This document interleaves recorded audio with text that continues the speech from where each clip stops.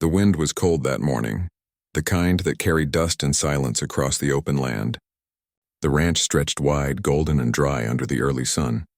A few cows stood near the fence, heads low, their breath visible in the chill. The man standing there was Thomas Gray, a rancher who had spent his entire life on this land. His father had worked these fields before him, and his father before that. To Thomas, this ranch was not just soil and fences, it was memory, struggle, and pride. That morning, however, his world shifted with a single trembling voice. "I swear I'll kill you if I have to," said the woman standing on the other side of the broken fence. Her voice shook, not with anger but with fear. She was small, wrapped in a coat too thin for the cold. Her hands shook as she held the end of a worn shovel, not as a weapon but as if it were the only thing keeping her from falling apart.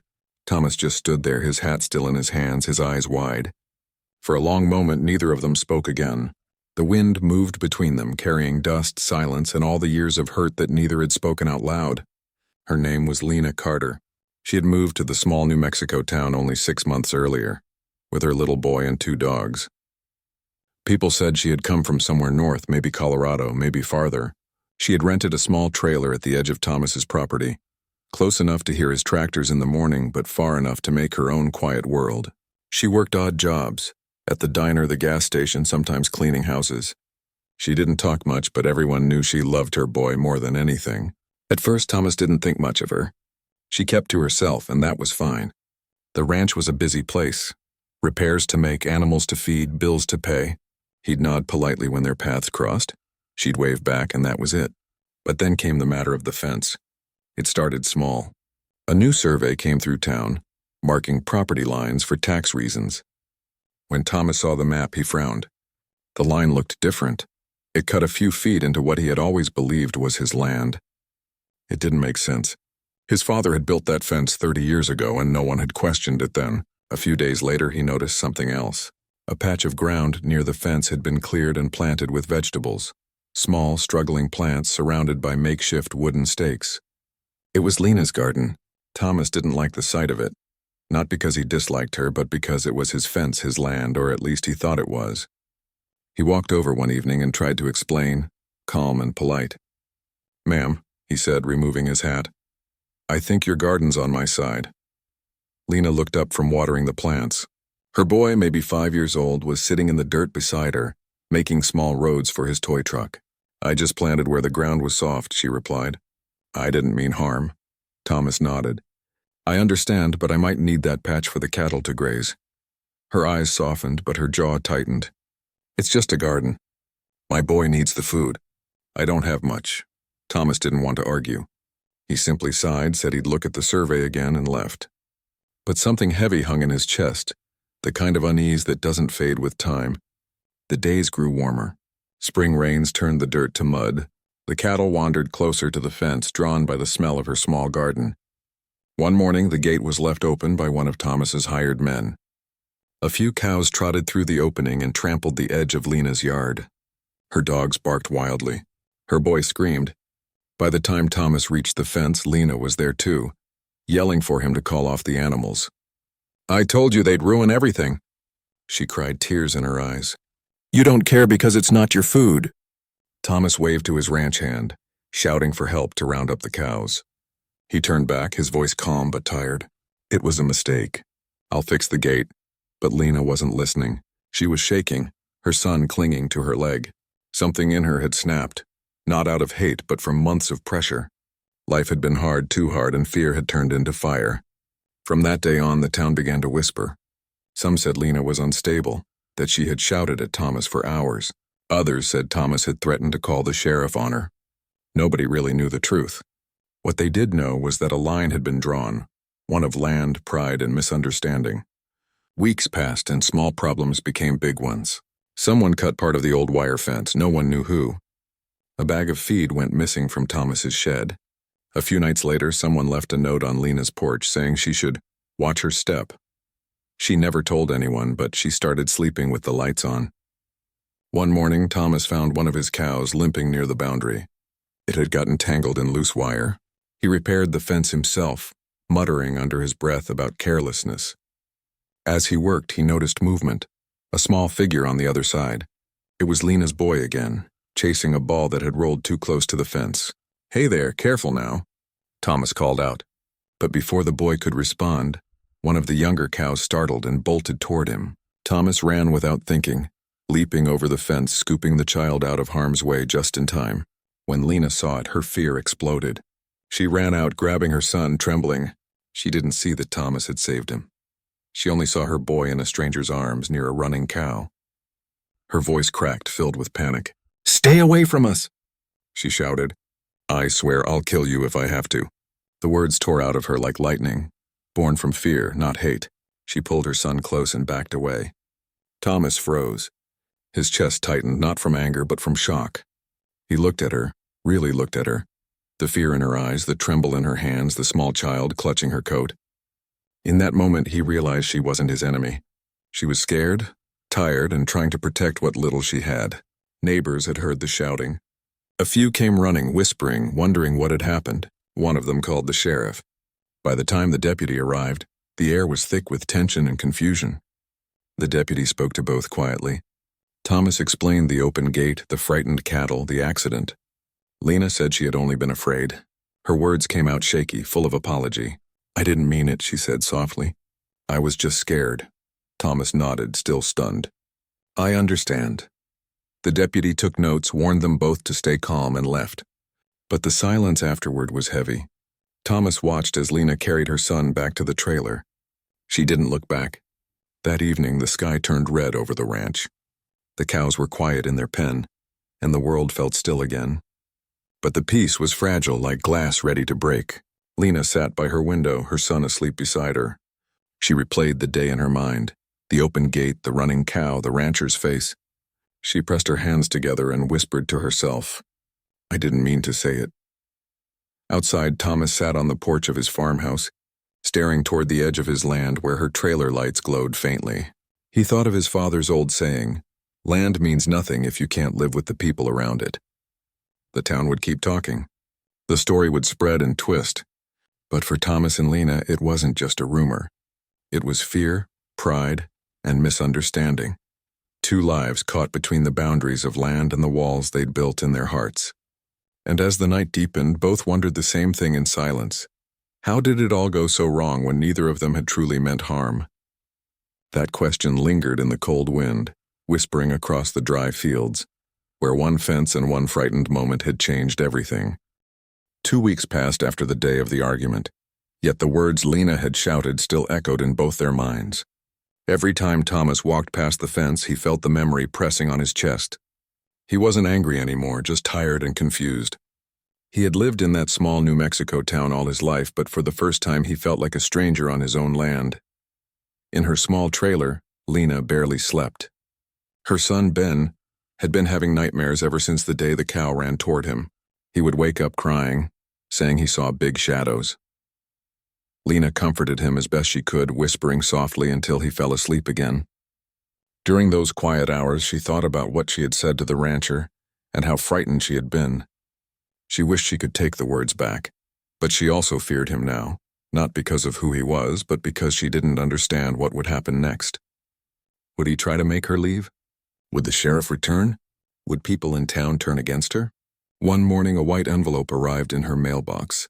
The official stamp read County Recorder's Office.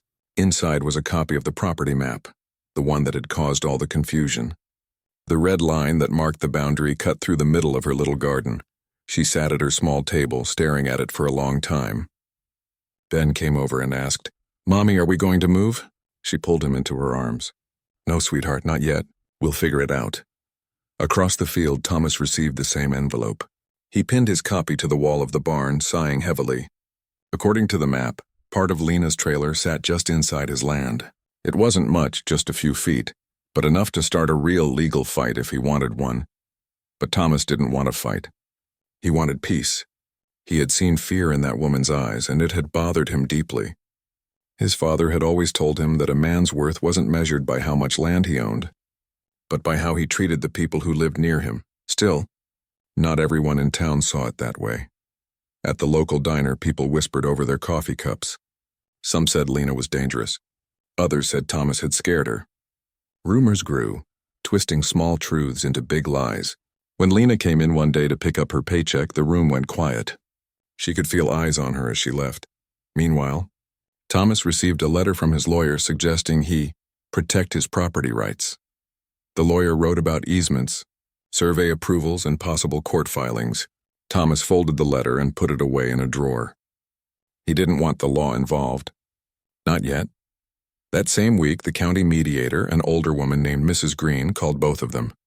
She offered to help them settle things peacefully before it reached the courts. Neither of them wanted to meet at first, but after a few days of thinking, they agreed. The meeting was held at the town library, in a quiet back room with a single round table. Thomas arrived first, wearing his old hat and a clean shirt. He looked nervous, holding his hands together on the table. Lena came in a few minutes later, her shoulders tense, eyes down. Mrs. Green smiled gently. "Let's talk," she said. "No shouting, no blaming. Just truth." For a while, no one spoke. Then Thomas said, "I never meant to scare you or your boy. I was just trying to fix the fence." Lena looked up, surprised by the softness in his voice. "I know," she said quietly. I thought something bad was going to happen. I didn't mean what I said." Mrs. Green nodded. "Good, now, let's see what we can do to make sure everyone feels safe." They spent an hour going over the maps, the fence, and the land. Mrs. Green suggested that Thomas could move the fence a few feet to give Lena room for her garden, and in return, Lena would keep her dogs from wandering onto his property. It wasn't much, but it was a start. When they left the meeting, the air between them was still heavy, but something had changed. There was understanding where anger used to be. That evening, Thomas saw Lena standing by the fence watching the sunset. He walked over slowly, stopping a few feet away. "I'm sorry about that day," he said. "You were scared." "I should have spoken better, too," Lena nodded. "I'm sorry, too. I shouldn't have said what I did." For a long moment, they just stood there, listening to the wind. Then Lena smiled faintly. "Ben's been asking about your horses," she said. Thomas chuckled softly. "He can come see them sometime, if that's all right with you." She hesitated, then nodded. He'd like that. From that small conversation, things began to change little by little. Thomas repaired the fence properly and added a small gate near her garden so she could cross through safely if she needed to. He even brought over some leftover lumber so she could build a sturdier fence around her vegetables. Lena, in turn, began helping him occasionally when he needed an extra pair of hands. She brought him coffee on cold mornings and shared vegetables from her garden. One afternoon, Ben ran across the yard to show Thomas a small tomato he had grown himself. The rancher smiled and handed him a carrot from one of his horse's feed buckets. "Good trade," he said with a grin. The boy laughed, and for the first time in months, Thomas felt something like peace return to the ranch. But life in a small town is never quiet for long. Rumors still floated through the streets, though fewer people believed them now. When folks at the diner saw Thomas and Lena talking near the fence one morning, they realized the story everyone had gossiped about wasn't as dramatic as they'd thought. It was simply about two people trying to understand each other. A few weeks later, a big storm rolled through the valley. Heavy rain fell for hours and the dirt road turned to thick mud. That night, Thomas's power went out. He lit a lantern and went to check the barns. Across the field, he noticed the faint glow of Lena's trailer lights flickering and then going dark. Without thinking twice, he saddled his horse and rode across the wet ground. When he reached her trailer, he saw her outside in a raincoat, trying to keep the water from flooding her doorway. "Need a hand?" he called out. She looked up, surprised but relieved. Together, they dug a small trench to guide the rainwater away. By the time the storm passed, they were soaked but laughing. It was a small moment, but one that washed away the last bit of tension that had stood between them. In the days that followed, things slowly returned to normal. Thomas fixed the old generator for her, and in return, Lena baked him a pie as thanks. Ben began visiting the ranch more often, learning to feed the horses and collect eggs. The boys' laughter filled the air, softening the long, quiet days. The sheriff stopped by one afternoon, just checking in. He saw them working together and smiled. "Looks like the storm's over, in more ways than one," he said with a wink. Months passed. The garden grew strong and green, the fence stood firm, and the rumors faded away. The land that had once divided them now connected their lives in small but powerful ways. One evening, as the sun set behind the hills, Thomas sat on his porch watching the golden light stretch across the fields. Lena and Ben were planting flowers by the fence. The boy waved when he saw Thomas. The rancher waved back, smiling. He thought about that cold morning months ago, the shouting, the fear, the broken fence, and how easily people could misunderstand each other when pain and pride stood in the way. Now all he felt was quiet gratitude. Across the fence, Lena glanced up at him. Their eyes met for a brief second, and both smiled, not as enemies or strangers, but as neighbors who had learned something important. That kindness could mend more than fences. It could mend hearts. As night settled over the ranch, the crickets began to sing. The stars stretched wide across the dark sky, and the wind carried the smell of wet earth and growing plants. The land, once filled with anger and fear, was peaceful again. Lena tucked her son into bed and stepped outside, breathing in the cool night air. She looked toward the ranch house and whispered softly, "Thank you." Though Thomas couldn't hear her from his porch, he looked up at the same sky and nodded, as if he somehow knew. The wind moved gently between them, carrying no anger now, only peace, forgiveness, and the quiet promise of a new beginning.